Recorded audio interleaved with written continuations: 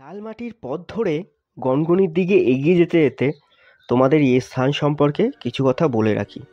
স্থানীয় লোককাহিনী অনুসারে ভারতীয় মহাকাব্য মহাভারতের কেন্দ্রীয় চরিত্র পাণ্ডবরা তাদের নির্বাসনের সময় তার মা কুন্তিকে নিয়ে এই স্থানেই এসেছিলেন।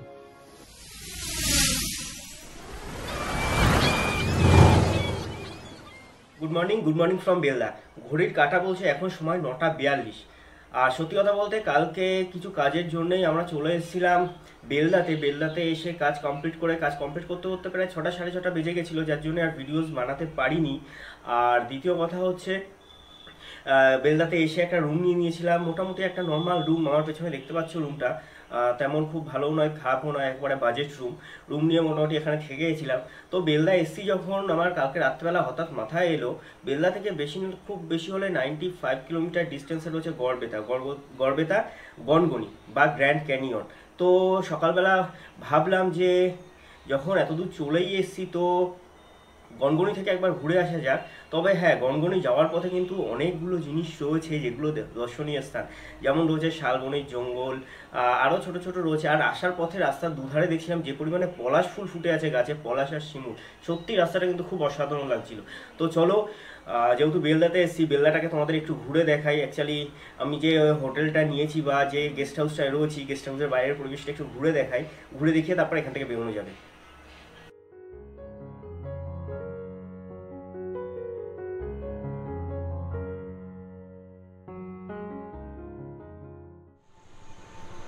এই যে সামনে দেখতে পাচ্ছ শ্যাম গেস্ট হাউস। অ্যাকচুয়ালি এখানেই আমি কালকে রাত্রেবেলা ছিলাম। তো রেন্টও খুব বেশি নয়, একেবারে সীমিত রেন্ট।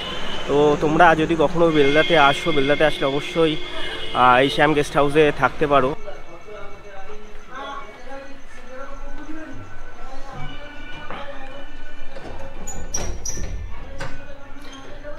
এই যে দেখতে পাচ্ছ ছোট্টখাটো রুম হলেও খুব সুন্দর। আমার তো বেসিক্যালি ভালো লাগে, আমি এই রুমটাই নিয়ে 3বার এসেছি, 3বার এসে এই রুমেই থেকেছি। আর এই যে আমার ছোট্ট একটু লাগেজ, আর এই যে জানলা দিয়ে দেখতে পাচ্ছ, জানলা দিয়ে একটা সুন্দর ভিউ আসে। তো চলো বন্ধুরা, লাগেজ করে নিয়েছি প্যাক করে আমরা বেরিয়ে গেছি শ্যাম গেস্ট হাউস থেকে বেরিয়ে এখন আমরা যাব প্রথমে যে খাওয়া দাওয়া করব। তার কারণ হচ্ছে অলরেডি প্রায় 10টা বাজে যায়, খাওয়া দাওয়া কিছু হয়নি। আগে খাওয়া দাওয়াটা কমপ্লিট করব, তারপরে বাসের খোঁজ করে যাব গড়বেতা। তো চলো দেখা হচ্ছে কোনো একটা দোকানে গিয়ে টিফিন করার উদ্দেশ্যে। বেশ কিছুটা এগিয়ে এসে একটা দোকান পেলাম, দোকান থেকে খেয়ে নিলাম গরম গরম লুচি আর সবজি। লুচি সবজি খেয়ে বেশ কিছুটা হেঁটে গেলাম বেলদা কেশিয়ারি মোড় থেকে উঠে পড়লাম বাসে। বাস বেশ কিছুটা এগোতেই দেখো বাদিকে অজস্র পলাশ আর শিমুলের গাছ। সত্যি কি অসাধারণ লাগছে। প্রাকৃতিক সৌন্দর্য দেখতে দেখতে আমি পৌঁছে গেলাম আমার নেক্সট গন্তব্যে। ঘড়ির কাঁটা বলছে এখন সময় 11:36, আর আমরা এসে এখন পৌঁছে গেছি মেদিনীপুর সেন্ট্রাল বাস স্ট্যান্ডে। তো সেন্ট্রাল বাস স্ট্যান্ডে এসে দেখলাম গড়বেতার বাস ছাড়ছে, তো বাসে উঠে গেছি। এই যে দেখতে পাচ্ছ সামনে।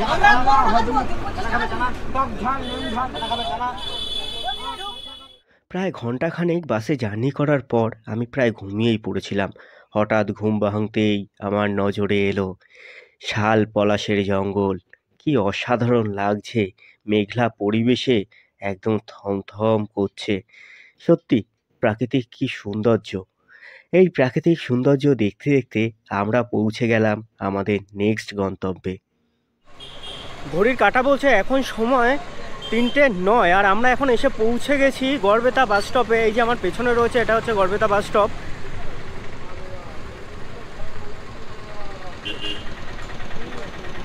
তো এবার এখান থেকে নিয়ে নেবো টোটো নিয়ে। অ্যাকচুয়ালি কিছু কাজ আছে রাউলিয়া ঝাউবনিতে কাজ কমপ্লিট করে তারপরেই আমাদের পরের ডেস্টিনেশনে যাব। তো চলো দেখা হচ্ছে পরের ডেস্টিনেশনে গিয়ে। Good evening from Garhbeta Gangani. তো দেবরাজ ব্লগের আরও একটি নতুন ব্লগে তোমাদের সকলকে জানাই স্বাগত। আর আমরা এখন চলে এসেছি গনগনিতে। আর দেখতে পাচ্ছ এই যে রাস্তা, কাজু বাগানের ভেতর দিয়ে একটা অসাধারণ রাস্তা চলে যাচ্ছে, লাল মাটির রাস্তা। তো চলো আমরা এগিয়ে যাই। লাল মাটির পথ ধরে গনগনির দিকে এগিয়ে যেতে যেতে তোমাদের এই স্থান সম্পর্কে কিছু কথা বলে রাখি। স্থানীয় লোককাহিনী অনুসারে ভারতীয় মহাকাব্য মহাভারতের কেন্দ্রীয় চরিত্র পাণ্ডবরা তাদের নির্বাসনের সময় তার মা কুন্তিকে নিয়ে এই স্থানেই এসেছিলেন এবং একটি ব্রাহ্মণ পরিবারে আশ্রয় নিয়েছিলেন।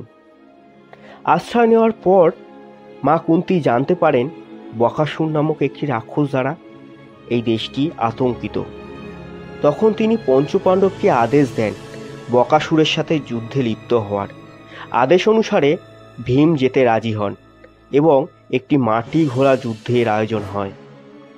মাটি ঘোড়া যুদ্ধের পরে ভীম রাক্ষসকে হত্যা করেন এবং এই হত্যার ফলে সেই স্থানের মাটি জমি সমস্ত কিছু কুঁচকে গিয়েছিল এবং এই জায়গার নাম হয়েছিল গোঙানি ডাঙা।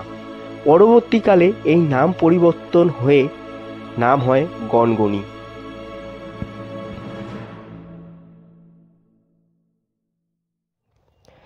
ফাইনালি আমরা কথা বলতে বলতে পৌঁছে গেছি গনগনিতে। এই যে দেখতে পাচ্ছ গনগনি, বাংলার গ্র্যান্ড ক্যানিয়ন।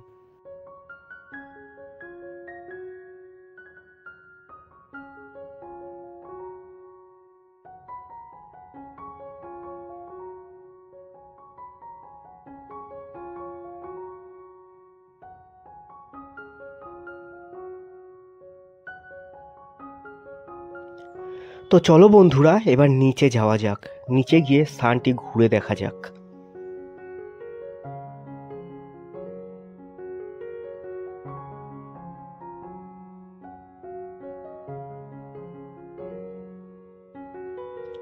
সবার প্রথমে ভেতরের এই রাস্তা ধরে আমরা চলে যাব শিলাবতী নদীর পাড়ে।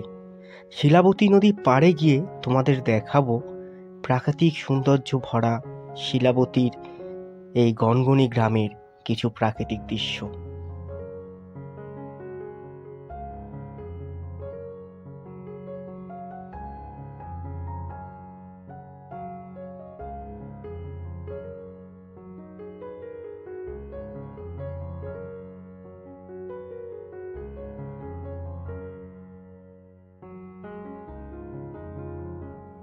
নদীর পাড়ে বসে কিছুক্ষণ সময় কাটানোর পর আবারও এই এবড়ো খেবড়ো রাস্তা দিয়ে আমরা এগিয়ে যাব গ্র্যান্ড ক্যানিয়ন বা বাংলার গিরিখাত গনগনিকে পরিক্রমা করতে।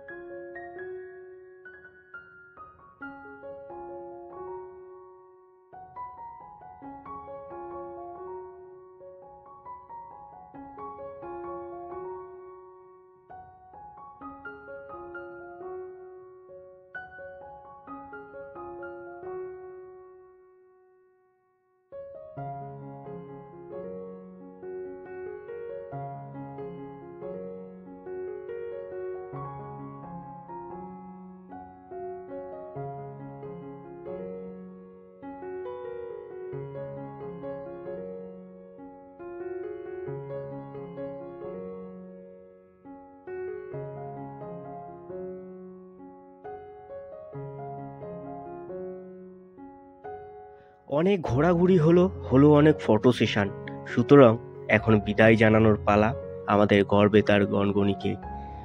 সুতরাং আমরা বিদায় জানিয়ে এগিয়ে যাব আমাদের পরবর্তী গন্তব্যের দিকে। আমাদের পরবর্তী গন্তব্য বলতে এখানে আজকে আমি থেকে যাব গড়বেতাতেই। সুতরাং নিতে হবে একটা রুম। তো চলো বন্ধুরা, আমরা গনগনিকে বিদায় জানিয়ে এগিয়ে যাই আমাদের হোটেলের উদ্দেশ্যে।